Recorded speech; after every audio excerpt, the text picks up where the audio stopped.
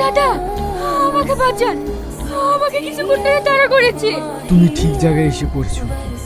এখানে জম আসতে ভয় পাই, আর দু চারটে গুন্ডে এসে কি করবে?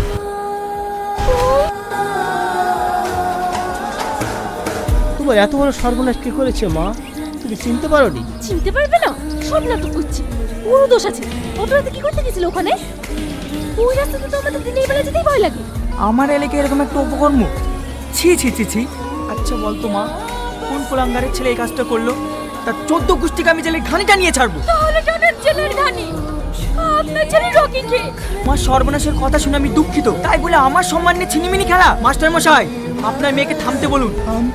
হবে এমএলএ বাবু, ও তো এমএলএ ছেলে। মিথ্যা নাটক করে মেয়েকে এমএলএ বাড়ির বউ বানাতে চাইছেন?